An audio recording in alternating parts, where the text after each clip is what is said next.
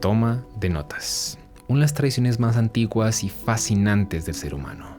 Lo que inicialmente comenzó hace miles de años como una simple herramienta de registro de intercambios, hoy se ha convertido en un culto celebrado por unos peculiares individuos que se autodenominan estudiantes. ¿Y por qué sientes que debes tomar notas? Para mí es cuestión de memoria. Verán, mi memoria es como medio malita, entonces si no tomo notas, las cosas que aprendí durante la clase se me van a olvidar y no las voy a poder repasar. En cambio, si tomo notas, voy a poder repasarlas cuando yo quiera y así acordarme sin problema. Fascinado por este culto, me he dedicado por meses a observar a los estudiantes en su hábitat natural. Y una conclusión ha sido clara. Los estudiantes aman tomar notas. Algunos de ellos incluso han practicado tanto la habilidad que ahora logran capturar palabra por palabra todo lo que dice el maestro. Sin embargo, me temo decirlo, no todo es color de rosas. Mi travesía me ha llevado a recorrer el planeta, entablando conversaciones con los mejores expertos del tema, y la conclusión general es que esto es un problema. El intento de los estudiantes de anotar todo durante la clase es un problema por varias razones. La primera es porque mientras mejores son los estudiantes anotando, más empiezan a priorizar el almacenamiento de la información sobre el aprendizaje de la misma. Me explico con una analogía. Imaginen que van a visitar un safari en África y están muy emocionados. Nunca han ido a uno y quieren poder recordar y revivir todos esos momentos que van a experimentar. Así que llevan una cámara súper buena o un celular con mucho espacio y se dedican durante todo el viaje a grabar absolutamente cada segundo de cada momento. ¿Qué va a pasar si hacen esto? Bueno, por un lado, efectivamente van a crear un medio que les permitirá recordar todo lo que vivieron.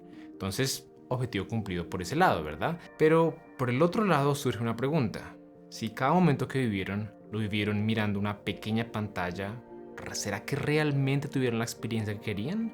¿O será que en el intento de asegurar un recuerdo perfecto, terminaron precisamente perjudicando la magia del momento? Bueno, con las notas pasa algo similar. Mientras más nos concentramos en almacenar la información, efectivamente mejor la guardamos, pero también peor la aprendemos. Después de revisar la literatura científica, pude corroborar que efectivamente este es el caso. Para mi sorpresa, este efecto parece estar presente independiente de si se nota a mano o a computador. A mano, el estudiante parece ser muy lento anotando y esto compromete su atención en la clase, mientras que a computador el estudio se vuelve tan pasivo que se compromete la codificación neuronal.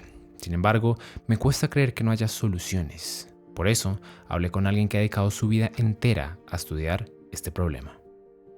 ¿Cuál es la mejor manera de optimizar la toma de notas durante la clase? Bueno, si se revisa la literatura científica, uno se lleva una sorpresa porque lo que hemos descubierto es que las mejores estrategias para optimizar la toma de notas durante la clase en realidad poco tienen que ver con lo que pasa durante la clase, tienen mucho más que ver con lo que pasa antes y después.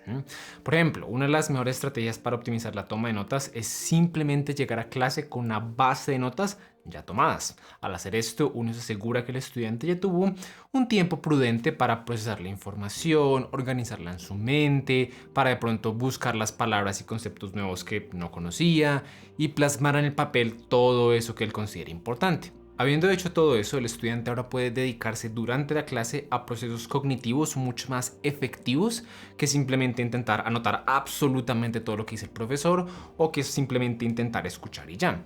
Algunos de esos procesos son, por ejemplo, contrastar lo que se leyó en el texto con lo que el profesor está diciendo, darse cuenta de posibles errores o incongruencias entre lo que yo entendí y anoté con lo que el profesor está diciendo, hacer preguntas, participar, complementar las notas cuando sea necesario. Todas esas son estrategias que guían al cerebro y lo ayudan a concentrar su atención de una forma en la que se optimiza tanto la comprensión del tema como el almacenamiento del mismo.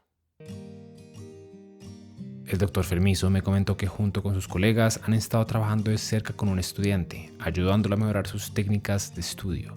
Hablé con él a continuación para ver cómo ha sido su experiencia aplicando esta y otras técnicas en la vida real. Bueno, pues al principio no fue tan fácil porque yo pensé que para que me fuera bien entonces tenía que preparar todas las clases y no. Con el tiempo, de hecho, me di cuenta que la habilidad más importante no es ser un duro preparando todo, sino es desarrollar esta habilidad de saber qué clases vale realmente la pena preparar y qué clases no. Por ejemplo, una de las clases que en mi universidad vale muchísimo la pena preparar son las clases de anatomía en el anfiteatro. Y esto puede que no sea así en todas las universidades, pero por lo menos en la mía, si uno no llega ya leído el tema al anfiteatro, uno no va a entender nada en la clase. Por eso vale mucho la pena prepararla. Entonces, sí, ese tipo de clases donde si uno no sabe lo básico se pierde, o donde la clase es mucho más de lo que aparece ahí escrito en la presentación, o donde la información es demasiado compleja y si uno no tiene algunas bases, uno simplemente no la va a aprovechar tan bien. Esas creo que vale mucho la pena prepararlas. Ahora bien, por el otro lado, hay algunas clases que ya nunca preparo. Ahí están, por ejemplo, las clases asincrónicas, esas clases pregrabadas que puedo revisar como a mi ritmo, puedo pausarlas, buscar cosas, como esas clases pues realmente no vale tanto la pena prepararlas. También hay meto las clases de relleno, estas clases como medio irrelevantes, o las clases donde el profesor solamente lee las diapositivas, porque pues la clase es la presentación, entonces pues no aporta tanto prepararla uno antes. Y luego hay una tercera categoría que son aquellas clases que me gustaría preparar y que si tuviera todo el tiempo del mundo lo haría, pero que desafortunadamente no lo tengo. Y la clase o está compitiendo con otras clases más importantes de preparar, o que esta clase simplemente es tan extensa, grande y compleja que el tiempo no me va a dar porque es demasiado. Para esas clases lo que yo hago es simplemente darle, no sé, el tiempo que tenga, 20 minutos, 30 minutos, para primero que todo familiarizarme con la información, hacer como ese primer acercamiento, buscar términos desconocidos y eso, y segundo, crear el esqueleto del tema. El esqueleto del tema es la manera en la que mi cerebro organiza la información para que el tema sea mucho más fácil de aprender. Y yo me he dado cuenta que uno siempre hace esto. El problema es que hacer este proceso toma tiempo. Cuando uno hace eso en clase, se vuelve un enredo, porque es como si uno al mismo tiempo estuviera intentando construir el edificio con los cimientos y al mismo tiempo meter los muebles, los cuadros, los espejos, todo. Es un enredo. Uno primero tiene que construir las bases y después meter la información. Entonces lo que yo hago antes de las clases para estas clases complejas es simplemente poner la organización. No poner todos los detalles, no aprenderme todos los detalles, sino simplemente crear el esqueleto. Para darles un ejemplo de cómo se vería eso, aquí les traje como un esqueleto de una clase que va a tener unos días que es de cardiopatías congénitas. Un tema enorme. Entonces, ¿qué fue lo que hice? Simplemente creé como este esquema. Este esquema, como se pueden dar cuenta, tiene como dos grandes segmentos. Están por un lado las cardiopatías no cianógenas, las que no generan cianosis, y por el otro están las cardiopatías cianógenas. Así fue la manera en la que mi cerebro dividió el tema. Las no cianógenas a su vez tienen como tres grupos. Mi cerebro le parece más fácil recordarlo así, como tres grupos, y de cada grupo se desprende, no sé, una que otra válvula o una que otra defecto de la aorta o uno que otro defecto septal, en vez de como un chorrero de lista. Pero por el contrario, cianógenas sí me parece más fácil recordarlas como una lista, porque puedo hacer esta clásica mnemotecnia de que, listo, entonces pienso en el número 1. El número 1 es un tronco arterioso. 2 es transposición de los dos grandes vasos.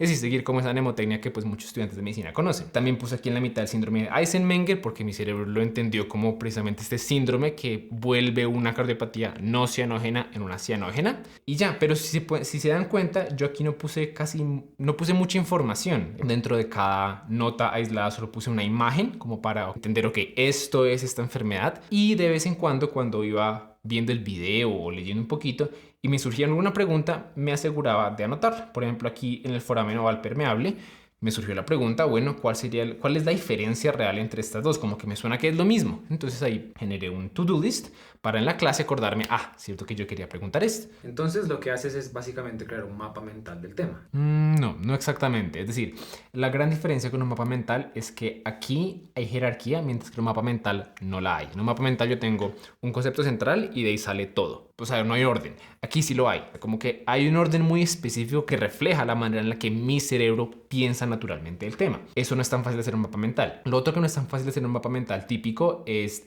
como poner mucha información. Hacer un mapa mental de un tema bien denso es difícil. Uno se queda cortico de espacio. Aquí yo puedo como aprovechar ambas cosas. Puedo aprovechar la parte organizacional y también la parte de información. Porque al yo meterme a cada tarjeta, puedo meterle tantos detalles como yo quiera. Puedo poner un montón de información. Puedo incluso subirle videos, artículos, grabaciones de la clase, lo que yo quiera. Le puedo subir un montón de cosas, llenarlas, y no es que yo vaya a hacer eso necesariamente, pero pues tengo la posibilidad. Pero bueno, todo eso lo decía para decir que sí, uno puede preparar las clases y a veces no tiene que ser tan enredado y tan dispendioso como uno inicialmente pues, puede creer cuando escucha la técnica. ¿Qué tipo de estrategias después de la clase se pueden utilizar para optimizar la toma de notas? Bueno, una de mis favoritas es convertir a las notas en una estrategia de estudio activo a través de transformarlas en una sesión de recuperación después de la clase. Entonces, yo sé que eso fueron un montón de palabras, pero ya se las explico. Entonces, mire, los dos grandes problemas cuando uno está tomando notas durante la clase son que uno es un proceso muy pasivo, ¿cierto? Uno solo está transmitiendo la información de un lado para otro, la está reteniendo unos poquitos segundos.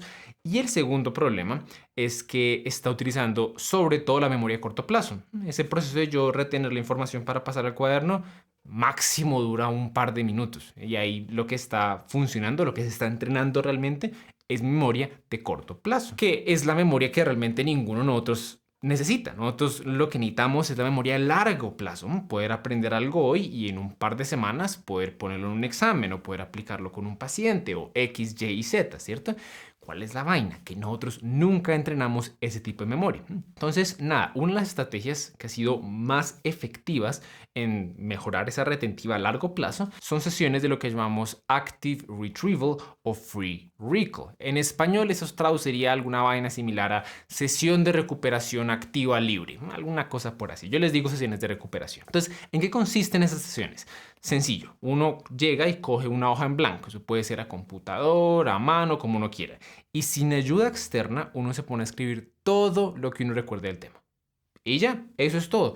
Y eso uno lo puede hacer minutos después de la clase, horas después de la clase o incluso algunos días después de la lección inicial. La idea no es que pase 6 meses, porque pues ahí uno ya no se va a acordar es de nada. Pero sí, uno deja que pase un tiempito y después uno se intenta acordar y ya. Y uno escribe lo que se acuerda.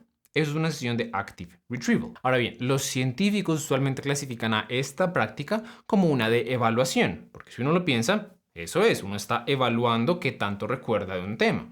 Sin embargo, si uno también lo piensa, el resultado final, lo que queda en el papel, lo que queda en el computador después de que yo haga una sesión de recuperación, son notas. Es una forma de anotar. Lo que pasa es que es una forma de anotar que es mucho más efectiva porque el cerebro ya no es un simple mensajero entre el profesor y el cuaderno, sino que ahora es el mismísimo agente que produce la información. Y esto es un cambio fundamental, porque cuando ya pasa un tiempo después de la lección y yo no tengo alguna ayuda externa para darme las respuestas, el único sistema cerebral que puede estar actuando ahí para intentar recordar la información es la memoria a largo plazo. Esos circuitos van a fortalecerse intentando recuperar la información, porque la información está ahí, ¿sí? Muchas veces la información está ahí. Eso lo sabemos por neurociencia. Los recuerdos realmente nunca se destruyen, lo que pasa es que se vuelven inaccesibles. Eso es una discusión bastante interesante, luego la podemos hacer con un cafecito, pero sí, entonces lo que hace esta práctica es precisamente fortalecer la habilidad del cerebro de recuperar esa información y es lo que nosotros llamamos memoria de largo plazo. ¿Y cómo te ha ido implementando esta técnica en tu estudio? Me costó, la verdad me costó bastante al principio porque pues nunca había entrenado a mi mente a poner atención durante una hora entera y recordar todo sin ayuda. Pero nada, con el tiempo me fui acostumbrando, mi cerebro también le fue pareciendo como más fácil cada vez más poner atención durante una hora y recordarla. Y además encontré un par de truquitos muy útiles para ayudar a mi mente en el proceso. Uno de ellos, de hecho, se lo recomiendo a cualquiera que vaya a intentar hacer esto por primera vez, es intentar siempre asegurarse de guardar un respaldo. Un respaldo es simplemente algo que uno puede buscar en caso de que durante la sesión de recuperación no recuerde algún punto importante. Entonces, nada, un respaldo puede ser, por ejemplo, el mismo internet. La mayoría de las veces si uno busca en internet, ahí está. Pero a veces no es tan fácil buscar o uno no sabe qué es lo que tiene que buscar. Entonces, para esto uno también puede pedir la presentación del profesor. Ahí muchas veces está todo lo importante, las notas de un compañero o incluso si uno se quiere ir como a la fija, uno puede grabar la clase. Yo no recomiendo lo que mucha gente hace, que es grabar la clase para intentar escucharla toda una segunda vez. Eso, bajo todo lo que los doctores me han enseñado, es una pérdida de tiempo. Pero lo que sí es útil es grabar la clase para después, en caso de que no me acuerde algún detallito, descargarla y poder buscar en algún segmento, esto es lo que no me acuerdo y no está en ningún otro lado. Y de hecho es lo que yo estoy haciendo en todas las últimas clases que no alcanzo a preparar de lleno y que sé que son importantes. Llego y las comienzo a grabar para que en vez de retomar viejos hábitos y ponerme a anotar ahí todo como loco sin poner buena atención, lo que hago es poner buena atención, me concentro más en entender el tema que en anotarlo y tengo la tranquilidad de que si pasa algo y no me acuerdo de algo, pues nada, ahí está la grabación. Entendemos que las mejores estrategias ocurren antes y después de la clase, pero ¿hay alguna forma de mejorar la toma de notas durante la clase? Sí, de hecho sí la hay, y esa estrategia es anotar pistas de recuperación. Una pista de recuperación es un estímulo que ayuda a la mente a recordar una idea, y en mi opinión esta es la forma ideal de anotar durante la clase porque primero que todo toman muy pero muy poquito tiempo para realizar. Una buena pista puede ser literalmente una sola palabra. Entonces esa rapidez de anotar ayuda mucho a que el estudiante no se pierda partes importantes de la clase. Además de eso, es una mejor estrategia que la de solo escuchar y poner atención en clase, porque la creación de pistas de recuperación es lo que mantiene a la mente activa y concentra en un objetivo que constantemente está cambiando. Y eso evita que el estudiante termine por allá soñando despierto sobre lo que va a hacer en la playa el fin de semana. También a mí me gusta mucho que estas pistas funcionan igual de bien si se toman a mano o a computador. La forma de tomarlas es tan única y tan concisa que su misma naturaleza evita la tendencia que tienen muchos estudiantes cuando cogen un computador de comenzar a transcribir la clase, que ese es realmente el problema de anotar a computador, que uno siempre tiene esa tendencia de comenzar a transcribir. Y finalmente a mí me gustan mucho las pistas porque si se hacen bien pueden complementar de una manera muy adecuada a las sesiones posteriores de recuperación y hacerlas mucho más exhaustivas. ¿Nos puedes dar algún ejemplo de esta técnica en la vida real? Sí, sí, claro. A ver, ¿cuáles puedo mostrar? Ya sé. Hace poquito tuve una clase de criptococosis. Busquemos esas notas. Listo, aquí están. Entonces, aquí tengo mis notas de criptococosis. Como se pueden dar cuenta, son poquitas porque son puras pistas de recuperación. Entonces, no sé, les voy como diciendo como cuál es la lógica. Bueno, entonces nada, yo aquí lo que hice fue como poner como una serie de pistas para acordarme los puntos clave que quiero recordar en la clase cuando haga mi sesión de recuperación. Entonces, por ejemplo, uni o multi es para acordarme si el criptococo es uno que es unicelular o multicelular, es levadura o es filamentoso. Entonces, cuando esté en misión de recuperación, es unicelular, es una levadura. Animal, debe estar asociado a algún animal. ¿Cuál es el animal? A las palomas. ¿Cuál es el modo de contagio? Bueno, inhalación de esporas, cómo es el ciclo, entonces entra el pulmón, del pulmón pasa a la sangre pasa al cerebro, listo. Tres mecanismos para el paso de la barrera hematocefálica. Bueno, está el paracelular, transcelular y el del caballo de Troya. Cinco signos inespecíficos de las enfermedades por criptococcus? Entonces ahí diría, uno por uno. ¿Cuáles son las tres características sugestivas de un paciente con esto? Listo. ¿Cuál es el porcentaje normal? ¿Cuál es el porcentaje de pacientes que tienen una tomografía normal? Bueno, creo que es 43 a propósito. Y nada, así es como más o menos la idea. Yo voy anotando no cositas que me den toda la información y me spoileen como la respuesta, sino que me acuerden qué es lo que quiero recordar. Es una estrategia increíblemente sencilla y sin embargo increíblemente útil. Y me va a servir mucho cuando ya tenga mi sesión de recuperación, donde vaya a intentar volver esto unas notas un poco más elaboradas, más organizadas y también otra cosa por si le interesa a alguien, la forma en la que estudio para el mismo parcial es así. Muchas veces mi estudio para el mismísimo parcial es simplemente recuperar la información antes del examen. Y cuando ya he hecho eso, cuando ya la tengo muy bien elaborada en unas notas, lo que hago es simplemente cerrarlas todas con la función de Scribble de Toggle y hago lo mismo. Intento recordar, hacer una recuperación activa de qué escribí en cada tarjeta. Ya no voy a poner a escribirlo otra vez, pero sí voy a intentar hacer por lo menos ese ejercicio de recuperación de decir, ok, ¿qué fue lo que escribí acá? Listo. ¿Qué fue lo que escribí acá? ¿Qué fue lo que escribí acá? ¿Qué fue lo que escribí acá?